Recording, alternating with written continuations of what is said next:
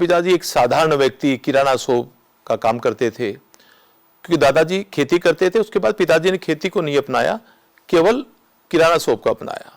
और उस टाइम पर वो 60-70 रुपए की उनकी मंथली आय थी, जिसके कारण हम 7 बहन और भाई, जिसकी पढ़ाई खर्चा उन्हीं में, उसमें शादी निकालना।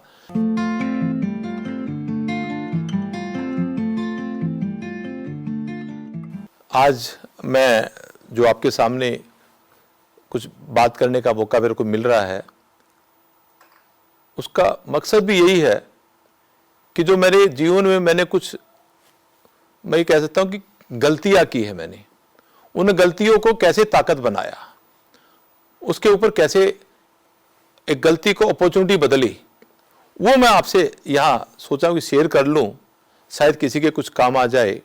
तो उनको यहां पर बताने के लिए आज मैं इस मंच पे खड़ा हुआ हूं, क्योंकि ये जो सीधी सादी बातें मैं आप सब लोगों से करना चाह रहा हूं, वो एक जीवन का एक अनुभव है। कोई लेक्चर नहीं, कोई भाषण नहीं, कोई किसी तरह का शिक्षा नहीं, एक अनुभव है जो मैंने जिया है और कहां से कहां एक यात्रा शुरू करी और कहां पाया। मैं अब आज जो खड़ा हूं as a chairman Agarwal packers movers limited, पूरे हिंदुस्तान भर में 140 ब्रांचें हैं, पूरे वर्ल्ड में 182 कंट्री में फ्रेंचाइजी है। आउट ऑफ 182 8 कंट्री में हमारे ओन रजिस्टर्ड कंपनी अग्रवाल पैकर मोर की ओन ब्रांचेज है। अप्रोक्सीमेटली 1800-1900 ट्रक है और डायरेक्टली इनडायरेक्टली 6-7 हज़ार लोग काम करते हैं। 20 लाख स्क्वायर फीट से ज़्यादा हमारे वेयर हाउस है जहाँ होम स्टोरेज रखा जाता है। ये सब एक 87 से लेकर आज 2024 की जर्नी तक खड़ा हुआ और नॉट ओनली एक बिजनेस खड़ा किया, मगर साथ में एक लोगों का ट्रस्ट भी खड़ा किया। बेस्ट ये है कि लोगों का ट्रस्ट ज़्यादा खड़ा हुआ। मैं जब अपने बारे में जैसे मैं बताना चाह रहा हूँ, तो मैं एक बार मेरी पास्ट में जाऊँगा, जहाँ मैं बचपन, जहाँ मेरा पला बड़ा हुआ। गवर्नमेंट स्कूल में पढ़ता था, 1962 में पैदा हुआ। हरियाणा में एक गांव है नलवा, जो आजकल जिला हिसार में है। आपने नाम सुना हो ओपी जिंदल जी, वो मेरे गांव के ही है। न केवल गांव के, हमारी दीवार भी एक साथ ही लगती हुई है, एक ही मतलब बिल्कुल पड़ोस में ही है, कह सकते हैं। और शिक्षा दीक्षा वहाँ से ली। बहुत साधारण परिवार में पैदा हुआ। दादाजी खेती करते थे, पिताजी ने खेती के बाद छोटी सी किराना शॉप शुरू की। जब मैं याद कर रहा हूँ 72 का, वो 71 की लड़ाई के बाद का दिन, तो वहाँ पर जो उनकी, यदि आज मैं कहूँ, क्योंकि पुरानी बहिया हमारे रखी हुई है, जब उसको मैं देखता हूँ, पढ़ता हूँ, तो लगता है कि वो उस ज़माने में 60-70 रुपये प्रति माह के अंदर अपना परिवार पालते थे। हम 7 भाई बहन हैं और उनका गुजारा कैसे चलता था। और बड़े खुश परिवार कह सकता हूँ, हम गांव का एक अच्छा खुश परिवार था। जब मैंने थोड़ी सी पढ़ाई करी, शिक्षा दीक्षा स्कूल के अंदर 7वीं-8वीं क्लास में हुआ। जब मैं 9वीं-10वीं क्लास में 78 में आ गया, तो बड़े भाई गांव छोड़कर हैदराबाद चले गए थे। और उस टाइम तक मेरा कोई ज़्यादा किसी तरह का क्या बिजनेस होता है, पिताजी का क्या चीज़ होती है, वो कोई ज़्यादा पता नहीं था। जब उस टाइम पर भाई साहब हैदराबाद चले गए थे और पिताजी ने थोड़ा सा काम संभालना कम कर दिया था, पर उसके जाने के बाद उनको एक चिंता दिखाई दी कि उस टाइम पर पिताजी के पास जब वो गए, एक 8,000 रुपये का लोगों की कर्जदारी थी। क्योंकि जब किराना शॉप में जहाँ से वो सामान लाया करते थे, वो एक बार बेचा, फिर 1 महीने के बाद दे दिया, फिर बेचा, फिर दे दिया, इस तरह की वो थी।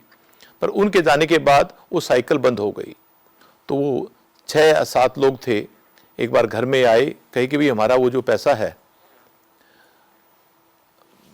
वापिस करो। पिताजी बोले कि भाई बेटा तो चला गया, वो कमा रहा है वहाँ पर, जब उससे मिलेगा तो वापिस करेंगे।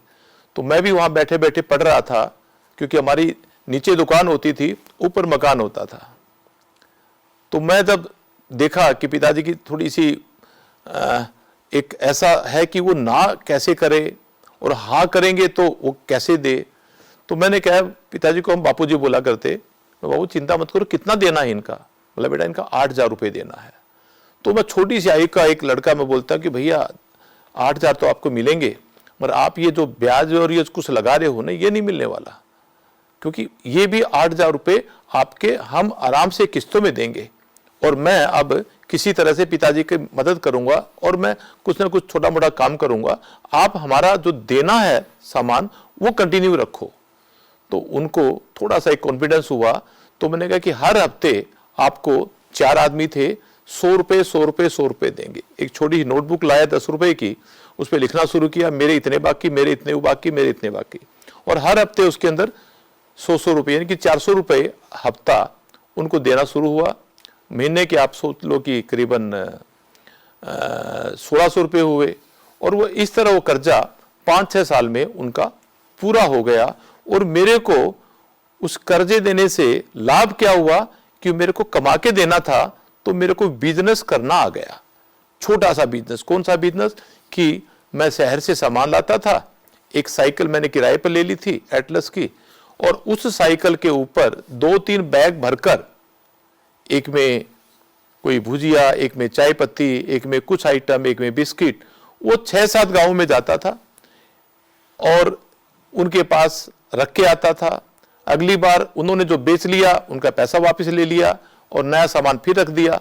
इस तरह से मेरे पास उस जमाने के अंदर हफ्ते के अंदर जो करीबन 78 या 79 की बात है, 400-500 रुपये मैं सारी मेहनत करके कमाने लग गया था, जिसमें से घर का खर्चा भी चलने लग गया, मेरी पढ़ाई भी चलने लग गई, और उनका जो कर्जा था वो दे दिया। अचानक मैं कई बार, मेरा हमेशा ही इच्छा थी कि मैं डिफेंस में जाऊं, तो कई बार कोशिश की आर्मी में जाऊं, कई बार कोशिश की, पिताजी ने मना कर दिया था कि बेटा देखो आप मेरे बिल्कुल सब कुछ संभालने वाले हो, तो मैं आपको नहीं जाने दूंगा। तो एक बार फिर जिद करके मैंने अपनी बड़ी बहन को कहा और जीजाजी को कहा कि मैं भारतीय वायु सेना में एग्ज़ाम लिखा, मैं पास भी हो गया और मैं जाना चाहता हूँ, पिताजी मना कर रहे हैं। तो वो बेंगलोर रहते थे, वो बेंगलोर से दिल्ली आए और फिर मेरे गांव में आए हरियाणा में। कहा कि आप मना मत करो, इसको जाने दो, इसकी इच्छा है। बोला बेटा मैं जाने दूंगा तो आजकल क्या है कि डिफेंस में जाकर लोग वहाँ पर थोड़े से बिगड़ जाते हैं, मेरे ये मांस मीट खाना, शराब पीना ये कल्चर नहीं है। वहाँ कहते हैं कि अक्सर ही देखो, सरपंच है हमारा गांव का, वो भी मिलिट्री में था, उसको भी ये आदत पड़ गई। तो मैंने पिताजी के हाथ लगा, कहा कि न तो कोई मांस मीट के हाथ लगाऊंगा, न कभी शराब के हाथ लगाऊंगा, अब बताओ। बोला अब बेटा चला जा। और he has given a permission to me, and ultimately मेरी वहाँ से एक अपने खुशी की अलग लहर छिड़ गई और मैं इस तरह से भारतीय वायु सेना में 1980 में MTI मद्रास पहले ट्रेनिंग सेंटर में मैं पहुंच गया। वहाँ गांव का विद्यार्थी था, हिंदी बोलनी भी बराबर नहीं आती थी। मैं मतलब यहाँ कहते हुए खुशी हो रही है कि जब मैं पास आउट हुआ, out of 542 students I was declared best cadet, next rank extra additional rank और बेस्ट इन ट्रेड। इस तरह से मैं पास होकर मेरी पहली पोस्टिंग हुई वन विंग श्रीनगर। फिर मेरे को श्रीनगर भेज दिया गया, काम करते रहे। कोई भी, जब मैं सेक्शन कमांडर का जब एक सेक्रेटरी बन गया तो लोग भी अब कुछ भी हो पूछने आएंगे, तो वो एक अलग अनुभव की वहाँ पर अनुभूति हुई। और ऐसे करते करते 5-6 साल भारतीय वायु सेना में बीते। कई ऐसे ऐसे नए काम हुए भारतीय वायु सेना में जो मैं आज मेरी खुशी होती है कहते हुए कि मेरा जो सेक्शन कमांडर कभी भी कुछ भी काम हो, कोई भी इमरजेंसी का, वो एक में कहता वो है क्या, बोला हाँ बुलाओ उनको। मतलब उसको लगता था कि मैं खड़ा हो गया तो सोल्यूशन मिल गया, कोई प्रॉब्लम आ गई तो it's all being sorted out. Defence में रहते ही जैसे हमारे ऑफिसर थे, उनसे मिलना जुलना होता था, तो वहां मैंने देखा कि जो सबसे पेनफुल एरिया होता है वो था जब वो लोग शिफ्टिंग करते थे। जब किसी का प्रमोशन हो गया खुशी होती थी, पर साथ के साथ उनको एक तकलीफ होती थी कि यार सामान जाएगा कैसे। मेरे को कोई इस शिफ्टिंग का अनुभव नहीं हुआ था, पर वहां उनकी जो दुख था, जो पेन था, वो मैंने बड़ी बारीकी से देखा। और देखते देखते जब मैं घर गया छुट्टी, तो वहां छुट्टी गया तो वहां पर उस टाइम पर पिताजी के पास में, पिताजी एक छोटा सा हैदराबाद में 1986 में जो उनकी पूंजी थी वो हरियाणा से हैदराबाद शिफ्ट हो गए थे, तो एक दो गाड़ियां उन्होंने किसी की फाइनेंस कर दी थी, और गाड़ी फाइनेंस कर दी तो गाड़ी वाले उनके पास आया करते थे। तो मेरे को उन गाड़ी वालों से बातचीत करके थोड़ा सा अनुभव हुआ कि भाई गाड़ी भी कोई लोग चला सकते हैं। उससे अनुभव लेता हुआ मैंने सोचा कि क्यों ना वो शिफ्टिंग वाला काम एक गाड़ी भारतीय वायुसेना में लगा दूं तो अपना काम चल जाएगा। और इस तरह से 1986 में मैंने भारतीय वायुसेना से वीआरएस लिया और मैं वापिस पिताजी के पास हैदराबाद आ गया। हैदराबाद आने के बाद मैं 2-4 महीने तो खाली रहा क्योंकि मेरा किसी काम में मन नहीं लगा, क्योंकि जिस तरह की जो गाड़ी चलती थी उनमें ड्राइवरों से जब बात होती तो मेरे को लग रहा था कि ये तो मतलब आई कैन नॉट से मोर देन दिस, कि वो मतलब सुबह से लेकर शाम तक झूठ ही बोलना, कहाँ गए थे झूठ बोलना, पुलिस मिल गई झूठ बोलना, लेट हो गए झूठ बोलना, मतलब ये काम तो मैं नहीं कर पाऊंगा। मतलब एकदम अलग ढंग का मोल था, तो वहां से भी मन उठ गया। मगर मेरा एक डिप्टी कमांडर भारतीय वायुसेना का जो श्रीनगर में था, जब उसका मेरा अच्छा प्यार था, वो ट्रांसफर होकर हैदराबाद आ गया, एससी गुप्ता जी। मैं वहाँ दौड़ा दौड़ा गया, मुझे पूछा क्या करते हो, मैं बोला जी अभी तो कुछ नहीं करता। वो वर्ड मैं बताऊंगा कि मैंने क्या बोला कि मैं अभी जक मार रहा हूँ। बोला ये क्योंकि मारने का काम होता है क्या, मतलब कोई काम ही नहीं तो क्या करूँ मैं, मतलब कुछ करूँगा, अच्छा करूँगा।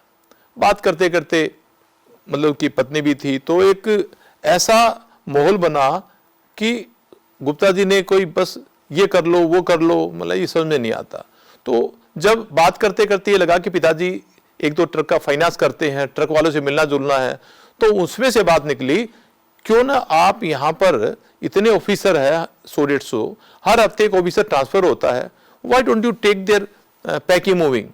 मतलब काम तो मेरे को नहीं आता, मतलब ये कोई मुश्किल काम थोड़ा ना है, करोगे तो आ जाएगा, तुम्हारे लिए कोई मुश्किल नहीं है। और मैं बोला जी इसके बारे में सोचना पड़ेगा क्योंकि मेरे को तो काम आता नहीं। मैं वहाँ से घर आ गया, छोटा भाई मेडिकल करता था, तो मैंने उसको रात को चर्चा करी, मेरी राजेंद्र कल मैं गया था एयरफोर्स स्टेशन एकेडमी और ये बात चली और इस तरह का काम मिलने का चांस है, कैसे करूं। वो बोला कि काम कर, मैं साथ में चलता हूं।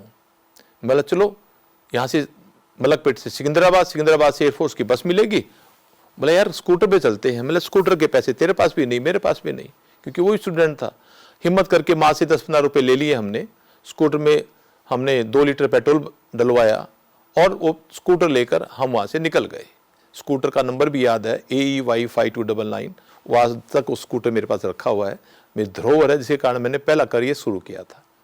हम एयरफोर्स स्टेशन पहुँचे, मैंने कहा कि सर ये देखो छोटा भाई है, मेडिकल पढ़ता है, और जो आपने कहा वो प्रोपोजल एक बार इनको समझाओ ना। तो भाई ने कहा कि भाई रमेश काम कर लेंगे और मैं भी आपके साथ कर लूँगा। तो मैंने क्या साथ कर लेगा, तू मेडिकल कर रहा है, मतलब कल से छोड़ दी, और जो किताब के पैसे जो बिकेगी वो पैसा आपके इसमें लगा दूंगा। और वहीं बैठे बैठे गुप्ता जी के घर में एयरफोर्स स्टेशन डुंडीगल में हमारी कंपनी का नाम हुआ अग्रवाल हाउस होल्ड कैरियर 1987 में। बाद में 1 साल के बाद या 9-10 महीने के बाद हमने कहा कि हाउस होल्ड कैरियर कहीं कनेक्ट नहीं हो पा रहा बिजनेस के साथ, why don't we change the name, that's called Agarwal packers and movers. अब वो प्राइवेट लिमिटेड बनी, फिर अब लिमिटेड बनी। तो इस तरह से वो जर्नी शुरू हुई और वहाँ से काम शुरू हुआ। पहले ऑफिसर का सामान हमको एक वही उसी कैंपस से विशाखापट्टनम का सामान मिला था, और हमने खुद, मैं छोटा भाई, सामान मोल लिया, कहीं से बोरी, कहीं से घास, कहीं से सूतली, कहीं से सुआ, और जैसा पैक किया वैसे पैक किया। उस व्यक्ति ने भी कभी ऐसा नहीं कहा कि आप अच्छा पैक नहीं कर रहे, हिम्मत बढ़ाई, नहीं सीख जाओगे, यस यू आर डूइंग। और उसमें से हमने 150 रुपये कमाए। फिर दूसरी हमने बालासोर का बुकिंग करी, एयरफोर्स से बालासोर एक जगह है, ये आई थिंक उड़ीसा और बंगाल बॉर्डर, उसका काम किया। और ऐसे करते करते हमारी वो एक पैकिंग मूविंग की कंपनी शुरू हो गई हैदराबाद से। और फिर हमने 2-3 आदमी भर्ती किए भर्ती करने के बाद भाई को मैं बोला कि भाई देखो, हैदराबाद एक लिमिटेड शहर है, मैक्सिमम लोग जाते हैं दिल्ली, देहरादून, चंडीगढ़, पंजाब, और वो वापस भी आते होंगे। तो जब दिल्ली चंडीगढ़ जाते हैं तो उनको वहां पर अनलोडिंग की फैसिलिटी, डिलीवरी की फैसिलिटी, उनका घर में सामान खोलना करना, ये बड़ा मुश्किल हो रहा है। क्या ऐसा कर सकते हो कि मैं वहां चला जाऊं और तुम यहां रह जाओ? बोला नहीं नहीं, उस टाइम तक मेरी शादी हो गई थी 87 में। तो ना कि तुम यहां रहो, क्योंकि your wife is also from Hyderabad, तो मैं वहां जाता हूं। छोटा भाई दिल्ली आ गया, मैं हैदराबाद रह गया। उसके बाद दिल्ली के अंदर भी उससे क्यों ना काम शुरू हो गया। पर हैदराबाद से और दिल्ली, दिल्ली से हैदराबाद, क्योंकि एक यहाँ जो आंध्रा बैंक था उसके एक ऑफिसर से मेरी मुलाकात हुई।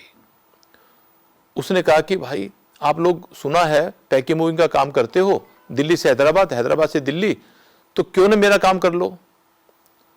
तो हम बोले साहब कर लेंगे। तो उसके बाद हमने आंध्रा बैंक के साथ जुट गए।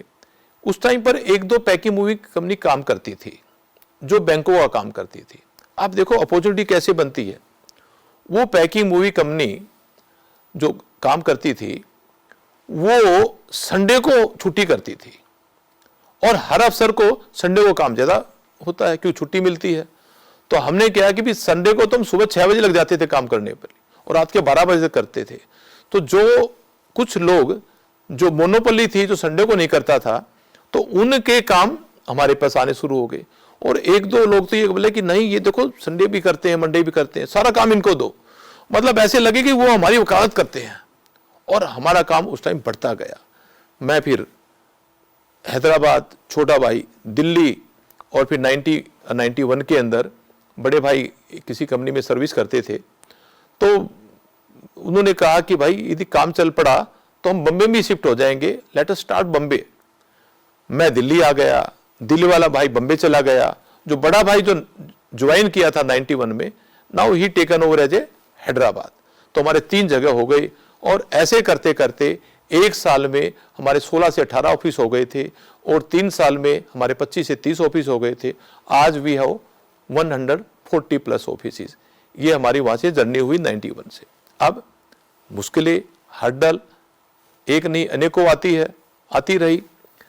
जब मैं दिल्ली में आया तो उस टाइम पर मेरे पास करीबन 15-16 स्टाफ थे, और मैं मिलिट्री का एक व्यक्ति, दूसरा जिस बिजनेस में मैं काम कर रहा हूं, हाउस होल्ड शिफ्टिंग, मेरा काम है B2C, यानी कि डायरेक्ट कंज्यूमर्स भी कौन से, कोई मिलिट्री ऑफिसर, कोई हाई रैंक का ऑफिसर, कोई बैंक ऑफिसर, जो value for money, value for time, discipline, इस टाइप के व्यक्ति।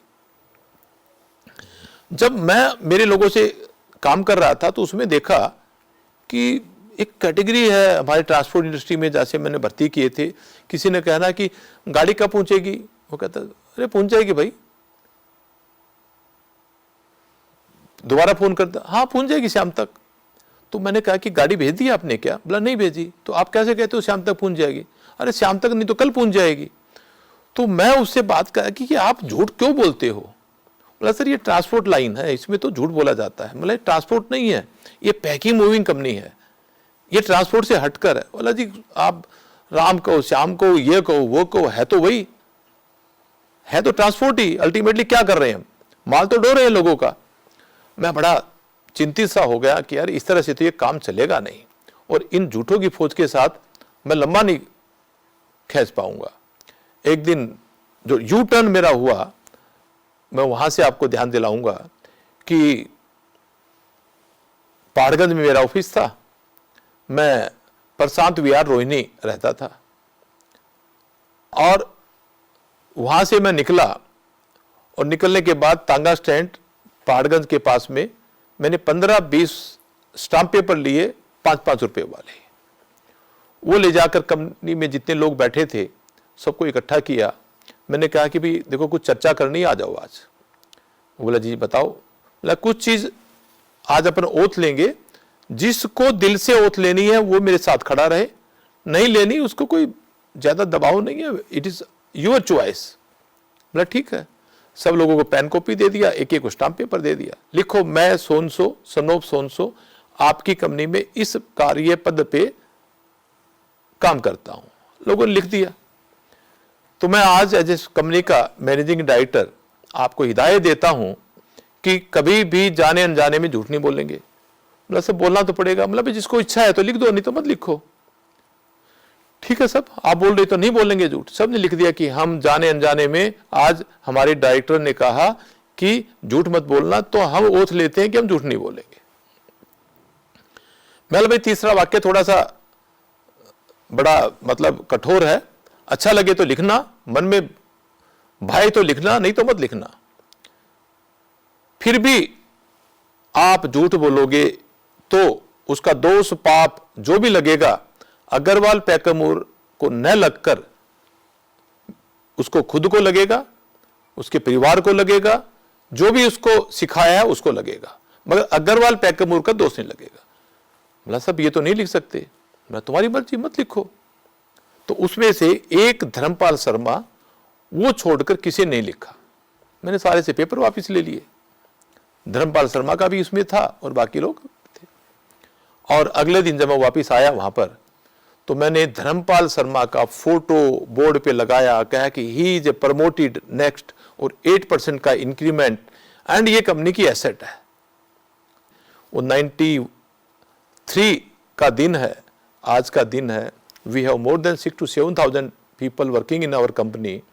किसी को कहें रिवॉल्वर दिखा रहे, झूठ बोल दो, कहेंगे भैया काम छोड़ देंगे, और झूठ नहीं बोलेंगे। वो सच की एक ऐसी पद्धति चालू हुई कि वो आज मेरी ताकत बनी। और वही कारण है हम 1,60,000 लोगों का एक साल में शिफ्ट करते हैं। Being a number 1, not only India, we are global number 1, world largest movers. इतने सालों में वर्ल्ड लार्जेस्ट मूवर बन गए। और जो नंबर 2 कहोगे, कहा तो 1,60,000, मैं समझता हूं कोई 15-16,000 का भी शिफ्टिंग नहीं करता होगा। इतना बड़ा एक डिस्टेंस पैदा कर दिया। क्यों? कि एक ताकत हमारे पास है सच की। क्लाइंटों को मतलब मन में ऐसे घुस गए कि APML they not only carry goods but even they carry emotions. तो हमारा नाम पड़ गया इमोशंस कैरियर। उसके बाद तो फिर आगे पीछे मुड़ने की जरूरत ही नहीं है, क्योंकि क्लाइंट आपको खड़ा करता है। एक दिन होता है हमारे, दैट्स कॉल्ड मंथन डे।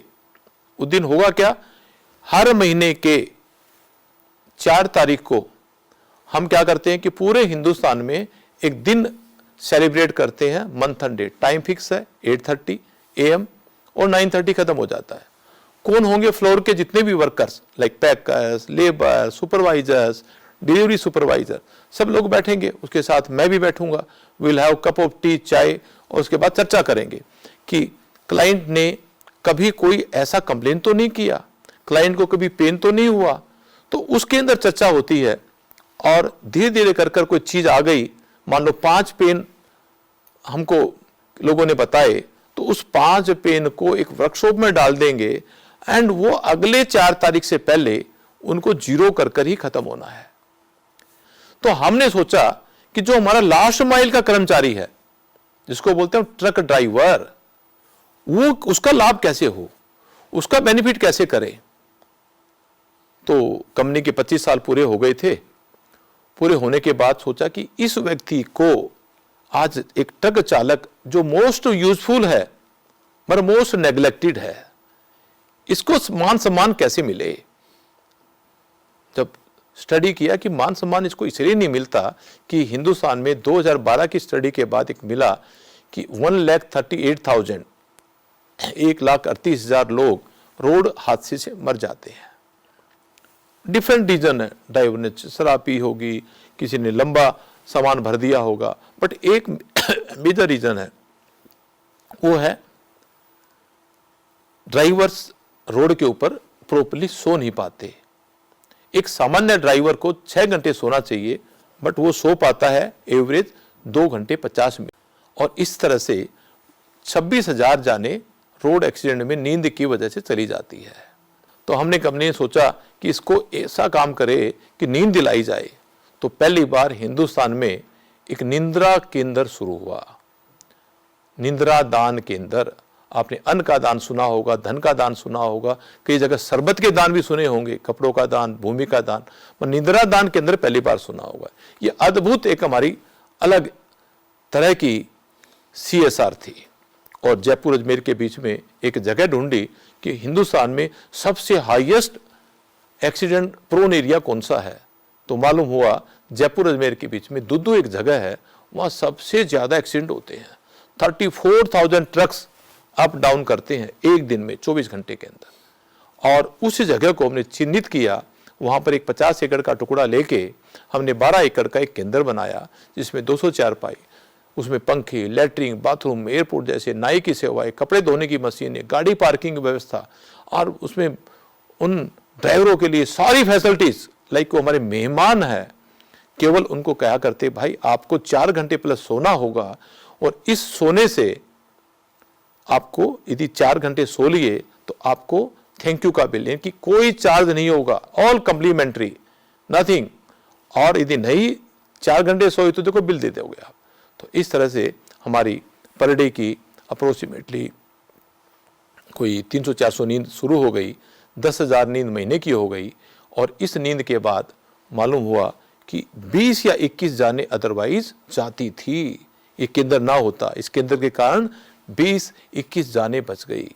जब हम कोई काम शुरू करते हैं तो आपके अंदर एक आवाज़ आती है कि काम शुरू करने से पहले क्या शुरुआत की प्रॉब्लम है या प्रॉब्लम की शुरुआत है। 2 चीज में से एक आवाज़ आएगी, शुरुआत की प्रॉब्लम और प्रॉब्लम की शुरुआत। यदि शुरुआत की प्रॉब्लम है तो गो अहेड, कंटिन्यू, कोई तकलीफ नहीं है, आप कवर अप कर लोगे। और प्रॉब्लम की शुरुआत है तो एग्जिट हो जाओ, कोई बोलने वाला नहीं है, नहीं तो आप नुकसान कर पाओगे। 2 में से एक सिलेक्ट करना है। एक तो ये कहूंगा, दूसरा एक जो होता ना संयम, सहन शक्ति, सहनशीलता जिसको मैं कहूंगा, वो आपका सबसे बड़ा दुख का कारण बनती है, आपको आगे लेके नहीं जाती। कहते हैं अहंकार जिसको कहते हैं, संयम नहीं रखा, वो सहनशीलता नहीं होती। तो एक तो मैं कहा कि शुरुआत की प्रॉब्लम या प्रॉब्लम की शुरुआत में से एक छांटना, दूसरा अपना सहनशीलता को अपना गुण का हिस्सा बनाना, और तीसरी चीज जो मैंने मेरे वक्तव्य में कहा है कि एक व्यक्ति कभी भी नहीं गिरता, कभी भी पीछे मुड़कर नहीं देखता, यदि उसमें करुणा है तो। आज मैं यहाँ इस प्लेटफॉर्म पे आया और मैं मेरी तरफ से दिल से अमेठी यूनिवर्सिटी हरियाणा और श्रीमान राहुल जैन रिव्यू अड्डा, उनका आभार प्रकट करता हूँ, क्योंकि मेरी बात आप सब लोगों तक आज रखी, शायद किसी को कोई 1%, आधा % दिल दिमाग में आ जाए और जीवन बदल जाए, तो मैं समझता हूँ कि मैं भी कर्ज मुक्त हो जाऊँगा। तो उनका दोबारा आभार, पुनः आभार, और फिर कभी मौका मिलेगा तो फिर दोबारा मिलेंगे। जय हिंद।